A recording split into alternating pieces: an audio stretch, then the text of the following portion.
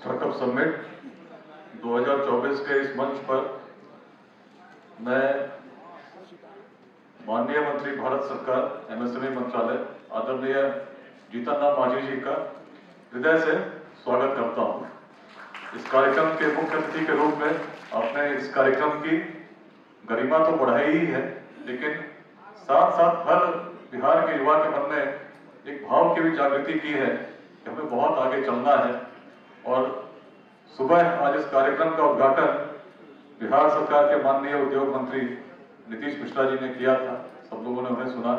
10 बजे से कार्यक्रम में हम लोग हैं और अभी भारत सरकार के एमएसएमई मंत्रालय को लीड कर रहे माननीय मंत्री जी हमारे साथ हैं। मैं बहुत संक्षेप में मंत्री जी को अभियान के बारे में बताना चाहता हूं।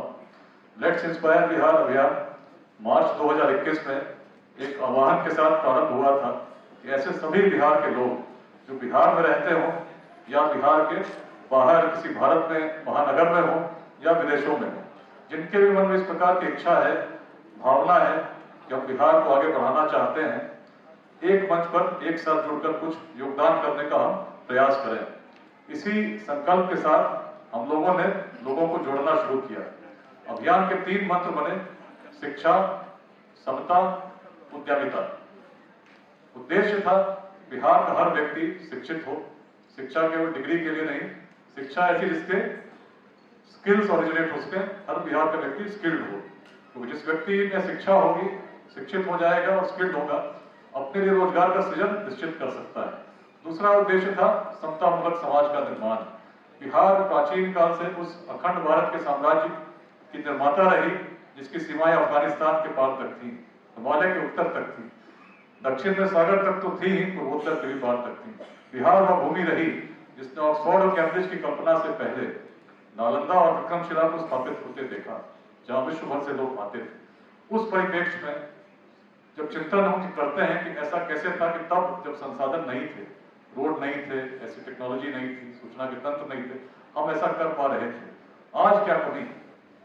तो एक बहुत बड़ी कमी जो हम देखते हैं, आपस में हम संघर्ष में उपजते हैं, जाति, संप्रदाय, लिंग भेद, विचारधाराओं के मतभेद के नाम पर। और उस समय के बिहारी समाज को जो हम देखते हैं तो हम पाते हैं बिहार में जातियां तब भी थी, लेकिन वैसा जातिवाद अगर रहा होता जो संघर्ष के रूप में हम देखते हैं, तो मगध में शायद कभी नंदवंश का उदय नहीं होता। सबसे निम्न वर्ग के व्यक्ति शासक उस बिहार में बन सके थे जो उस समय के संसार के लिए अपवाद था। अगर बिहार में हम देखें तो आचार्य चाणक्य को भी पाते हैं, चंद्रगुप्त की योग्यता को पहचानते हैं, हम आगे लेकर उस अखंड भारत के साम्राज्य को निर्मित होते हम पाते हैं।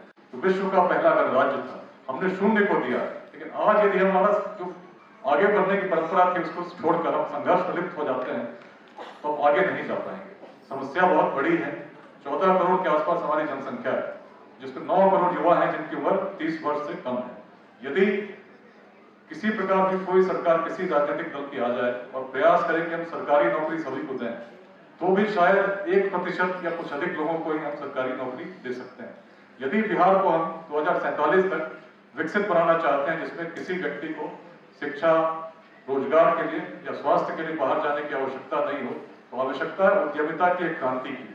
आज बिहार में अधिकांश युवा, उनका आकर्षण सरकारी नौकरियों की ओर है, जो केवल 1 से 2% लोगों को भी हम दे सकते हैं। लेकिन यदि बिहार में ऐसी उद्यमिता की क्रांति आ जाए जिसमें हर बिहारी शिक्षित हो, स्किल्ड हो और स्वरोजगार के लिए प्रयास भी करे, तो निश्चित जिस उद्देश्य को लेकर हम चल रहे हैं कि 9 करोड़ लोगों को अगले 2 दशकों में बिहार में रोजगार हम दे सकें, हम उसकी ओर अग्रसर होंगे। इस स्टार्टअप समिट को आज हम लोग विद्यापति भवन में कर रहे हैं, लेकिन दृष्टि ये है कि जब 2028 तक इस अभियान के अंतर्गत ऐसे 5 स्टार्टअप हम लोग हर जिले में स्थापित कर सकें, जिसमें 100 लोगों को कम से कम रोजगार मिलता हो, वह दिन दूर नहीं होगा जब लाखों की संख्या में बिहार में स्टार्टअप बनेंगे, आगे बढ़ेंगे। उनका सम्मेलन जब हम करेंगे तो गांधी मैदान भी छोटा पड़ जाएगा। यही दृष्टि है इस अभियान की, जिसको लेकर हम लोग जोड़ रहे हैं लोगों को। आज 1 लाख से अधिक लोग इस अभियान के साथ जुड़कर योगदान कर रहे हैं, गति दे रहे हैं, जो यहाँ भी बिहार में भी हैं, बिहार के बाहर भी हैं, विदेशों में भी। और लगभग 10,000 सफल उद्यमी हैं, जिसमें बिहार के लगभग 1,000 होंगे, लेकिन 9,000 लोग बिहार के बाहर आज हैं जिनको हम लोगों ने जोड़ा है। उनसे हमारी अपेक्षा है कि बिहार के अपने जिलों से जुड़कर अपने युवाओं का मार्गदर्शन करें। मिलकर प्रेरित जो हम करते हैं, एक दूसरे का सहयोग करते हैं। इस समिट का जो उद्देश्य है, बिहार के करीब 300 49 स्टार्टअप इसमें आज रजिस्टर हुए हैं। उनको हम लोग अपने अभियान के साथ जोड़कर मार्गदर्शन देना चाहते हैं, बढ़ाना चाहते हैं। बहुत सारे एक्सपर्ट्स हमारे बीच आज आए हैं। आपके बगल में नेहा शर्मा जी बैठी हैं, जो अहमदाबाद से विशेष रूप से आई हैं। एक्सेलरेट इंडिया, इंडिया को कैसे हम लोग आगे ले जा सकते हैं जनता के क्षेत्र में, उन्होंने 1000 से अधिक स्टार्टअप्स को मेंटर किया है और आज अहमदाबाद से विशेष रूप से इसी कार्य के लिए आई हैं। इधर बगल में हमारे अमितेश जी हैं, जो वेदांता ग्रुप के वाइस प्रेसिडेंट हैं। आपके बगल में इधर मोहन झा जी हैं, जो वडोदरा गुजरात से आए हैं और बिहार लेट्स इंस्पायर बिहार के एंटरप्रेन्योरशिप चैप्टर को लीड कर रहे हैं प्रारंभिक दिनों से। उनके बगल में राजेश कुमार झा जी हैं, जो भुवनेश्वर से आए हैं, निफ्ट के डायरेक्टर हैं। उनके बगल में भूमिका दुबे जी हैं, जिनको अभी हम लोगों ने सुना। इधर ओपी सिंह साहब हैं, जो गैस मैन्युफैक्चरर्स एसोसिएशन के प्रेसिडेंट हैं और बिहार इंडस्ट्री एसोसिएशन के भी वाइस प्रेसिडेंट रहे हैं। उनके बगल में विपुल कुमार जी बैठे हैं, जो कंट्रोलर्स डेटा सेंटर, जिसका एक बड़ा डेटा सेंटर पटना में भी स्टैब्लिश करने जा रहे हैं, बैठे हैं। बगल में लव सिंह जी को हम लोगों ने सुना था। हमारे आगे बहुत ऐसे स्टार्टअप्स बिहार में जो आज चला रहे हैं, जिन्होंने प्रारंभ किया है, हमारे बीच में है। राकेश रंजन यादव जी सीतामढ़ी से हैं, लेकिन उन्होंने अभियान के दिनों से जुड़े और अपना स्टार्टअप आज पटनिया सर्विसेज दिल्ली और गुड़गांव में चला रहे हैं और बिहार में भी करने जा रहे हैं। ऐसे अनेक लोग आज इस सभागार में हैं। मनोज चौधरी जी हैं, जिनका अपना स्टार्टअप प्रकृति ऑर्गेनिक फार्म्स है। अंजलि झा जी सामने बैठे बेंगलुरु से आई हैं। विंग कमांडर महेश्वर त्रिपाठी हैं। सब लोग के मन में भाव एक ही है कि बिहार विकसित हो और इसके लिए हम लोग छोटा छोटा जो प्रयास कर रहे हैं, निश्चित एक दिन एक बृहद आकार धारण करेगा। इस अभियान में उद्यमिता को हम लोग केंद्र में लेकर वर्ष 2021 से ही बड़े कार्यक्रमों का आयोजन करते रहे हैं।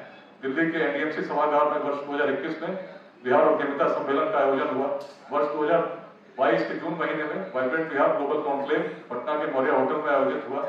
वर्ष 2022 के ही इसी विद्यापति सभागार में अगस्त महीने में स्टार्टअप समिट 2022 आयोजित हुआ। दिसंबर में रोहतास के गोपाल नारायण मेडिकल यूनिवर्सिटी में स्टार्टअप समिट का आयोजन हुआ। 2023 में फिर वाइब्रेंट बिहार ग्लोबल समिट आयोजित हुआ। इस बीच में बेंगलुरु, हैदराबाद, मुंबई, पुणे, वडोदरा, इन सभी शहरों में बिहार के लोगों को जोड़कर उद्यमिता के क्षेत्र में काम कर रहे हैं बिहार संवाद आयोजित हुए।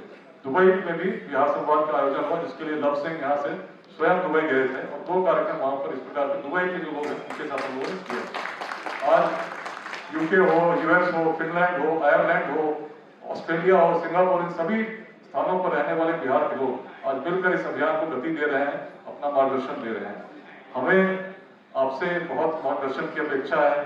भारत सरकार का एमएसएमई मंत्रालय बिहार को इसकी सबसे अधिक आवश्यकता है कि इस स्केल की इंडस्ट्री हम अपने हर जिलों में लगा सकें और हम चाहते हैं कि आप हमारा मार्गदर्शन करेंगे। मंत्रालय के माध्यम से हमारे युवाओं को जब मार्गदर्शन मिलेगा तो क्षमता हमारी किसी से कम नहीं।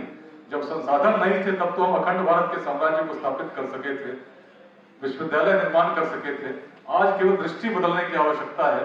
दृष्टि यदि हम आपसी संघर्ष से ऊपर उठकर निस्वार्थ भाव से कुछ योगदान करने का प्रयास करेंगे, अपने युवाओं को मार्गदर्शन करेंगे, तो निश्चित बिहार बढ़ेगा और विकसित भारत के जो स्वप्न को लेकर हम आज प्रयासरत हैं, तो तभी संभव हो सकता है कि बिहार पुनः अपनी उस भूमिका में आ जाए जिसके लिए प्राचीन काल से वह जाना जाता रहा। तो इस अवसर पर इस मंच की गरिमा बढ़ाने के लिए पुनः माननीय मंत्री भारत सरकार श्री जीतन राम मांझी जी का हृदय से आभार व्यक्त करता हूँ और सभी लोग जो अलग अलग स्थानों से आए उनका भी आभार व्यक्त करता हूँ।